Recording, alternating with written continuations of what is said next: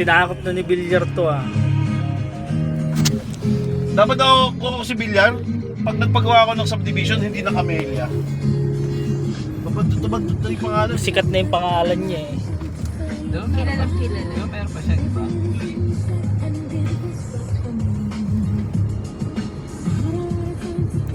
Andun lang tayo kanina oh.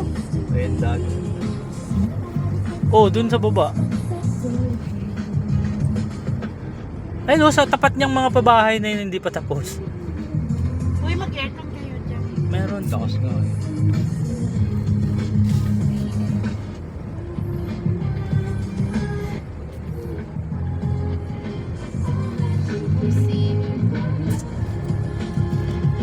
Yung liko-liko dito. Love you. Road trip.